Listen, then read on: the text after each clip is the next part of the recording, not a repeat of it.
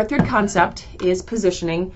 And the way that I like to think of this is as the place in the mind of your consumers that your business occupies. So say that we are talking about fast food. And what's the one that typically comes up in everybody's mind first? Because there are so darn many of them.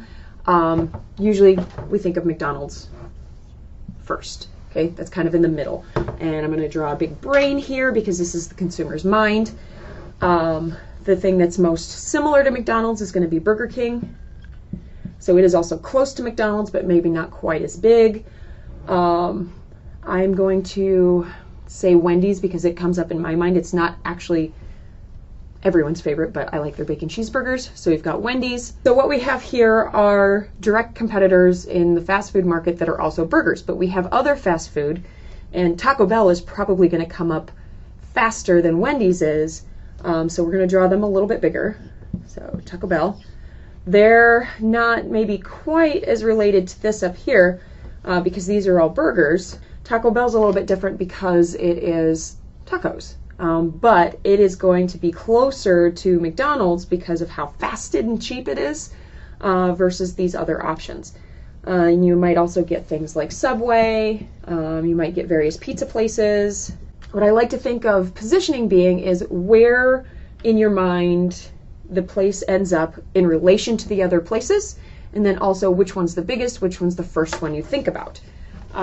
So if we were to talk about casual fine dining instead, or talk about different times a day, if you were to talk about fast food later at night, you might think of Taco Bell first as opposed to McDonald's. So it depends. It depends on the person, but McDonald's has tried very, very hard to be the first one you think of, and they do that by having so many different locations and being the fastest that they can be and doing a lot of advertising. Some good ways to do positioning are looking at your competitors. So when we did the levels of competition, this is going to be really important. So when you think about that center circle, the rivals, the direct competitors, think about where you are in the consumer's mind compared to those competitors. What are they doing differently than you? What are they known for? If we talk about McDonald's, they're known for being fast, and then Wendy's is known for never freezing their meat and having square burgers. Okay, so try to think about where you are in relation to your competitors. What makes you a little bit different? Choosing a place in the market where you can stand out and have the greatest impact. Okay, so one way to do this is through perceptual mapping. And so this is an example with different kinds of cars where consumers were given a survey, and then this is where they ended up in a visual map. And so now what companies have to do once this stuff all ends up on here is decide, okay, if I'm Plymouth, Dodge, and Ford, why are we clustered together? Why are Chrysler, Oldsmobile, and Buick clustered together? Why are these clustered? Why are these over here? So if we look at these versus these, well, maybe what the consumers are picking up on is these are more sporty than these ones. These are more distinctive and desirable versus something that's more practical. I'm going to go over some product differentiation and positioning strategies. We've got the value proposition, salient attributes, symbols, and competition. So the way that we describe value proposition here is think a little bit about the perceptual maps here. So customers have needs and wants, and are companies offering what they need? So this part of the circle over here represents things that companies offer that customers don't want or need. So the more you can overlap with this circle, the better. So this is you. Okay, so you're saying, here's what customers want and need. Here's what I offer. I've got some overlap. I've got things that customers want and need. And then this competitor over here, he's not in the circle at all. So he's not meeting the needs of my customer. Well, say that you've got a competitor come in over here. These are my customers' wants and needs. This is what I offer. Here is what my competitor is offering to my customers that I don't. So this is their competitive advantage here. This is my competitive advantage here because this is what I'm meeting that they don't. This is where we overlap. We overlap here, but the customers don't care about this. So you want to maximize this area here, what you have that others don't. And there might be other competitors out here that fill in other parts of the circle. You might also have different segments of customers that do want this stuff. So you can imagine that there would potentially be a lot of circles going on here. But this is a very, very simplified, boiled down view of this. So the idea is if you are going to try to end up in your consumer's mind, you want to make sure that they know about this and what it is. You need to communicate to them this value proposition. This is the value that I bring you that nobody else is bringing you, and they need to know that. And so that's where you would position yourself. So say that we're talking about a target market of athletes around the world, or non-cola customers. So we've got Gatorade targeting athletes around the world, and then 7-Up targeting non-cola customers. Let's focus on Gatorade for a second. So Gatorade is offering Gatorade.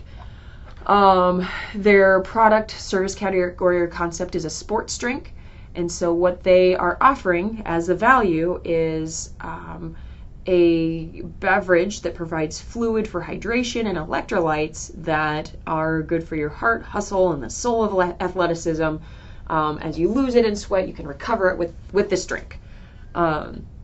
So that's what they're saying that they do.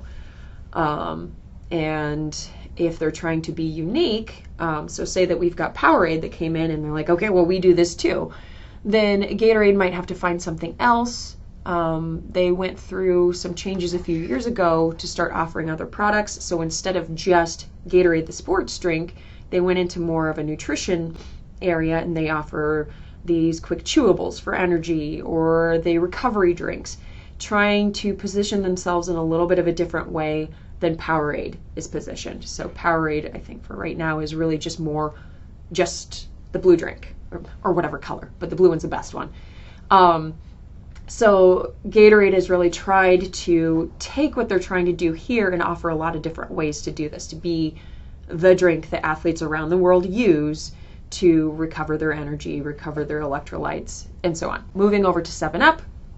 This is a non-caffeinated soft drink, and their unique benefits are that it's light, refreshing, lemon lime flavored, and has a crisp, bubbly, clean taste. And if you look at the closest competitor, Sprite, in my opinion, the tastes are completely different. I don't really think of Sprite as crisp. I think of it more as sweet and bubbly. But 7-Up is more of a crisp, drier, clean taste. Okay, so this is a very flavor and taste preference when it comes to consumers.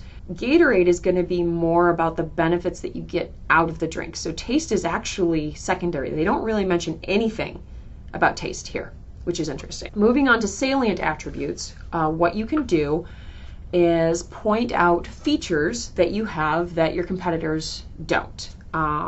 So whether that is I have extra cup holders or I have extra security on my laptop. You can also point out the value for the money, whether it is cheaper or if it's more expensive, why it's worth the money that people might be paying, the quality, the materials, and that sort of thing. So pointing out things about your product that are better. You can also position based on your competitor, and you're going to do this mainly if your competitor is better known for something that you're trying to do that's possibly new. So say that we have Domino's over here a number of years ago released these little sandwiches. Well, when you think of fast food and you think of Domino's, you don't really think of sandwiches. You think of pizza. So what they were trying to do is if someone were looking for a sandwich, they wanted to pop up in the places that a person would think of to go get sandwiches.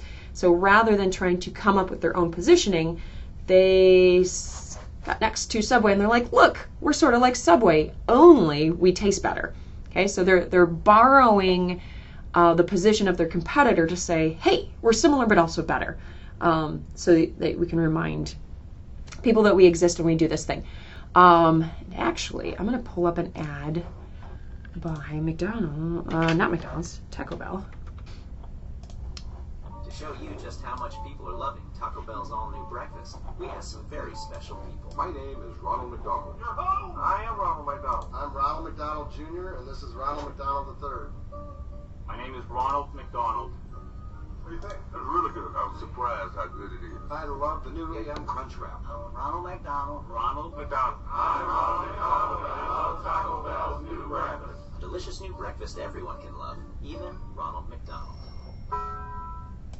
Okay, so my point with that commercial is that when it comes to fast food, Taco Bell was already pretty well positioned in the market with McDonald's, actually. So when they entered the breakfast market, that was different, and Taco Bell wouldn't necessarily come up because they weren't traditionally open during those hours and they didn't have breakfast food. So what they did is they used their competitor that they were already positioned closely to and used Ronald McDonald to solidify the fact that yes, we've got Taco Bell and we've got McDonald's, and borrowing that position to say yes, we also serve breakfast, so that it pops up in your evoked set. So that's an example of that. You can also position by cultural symbol. So you see this a lot when brands use celebrities to share their brand. So we've got Matthew McConaughey with Lincoln. We had Tiger Woods for a little while with a lot of brands. And something that brands worry about, or should, when they use celebrities or cultural symbols, is how many other brands are using that cultural symbol, because you end up with some dilution of the effect if they are representing a lot of different brands. So we have Ronald McDonald here, which is a cultural symbol for McDonald's. We've got the Pillsbury Doughboy. We've got Tony the Tiger with Frosted Flakes. We can have other celebrities. We can have other cartoons, other little things. As an example, Arby's tried to develop their own cultural symbol in this oven mitt thing. And it was kind of creepy and scary, and the commercials were really kind of bizarre also. So go ahead and look that up if you're interested in watching it.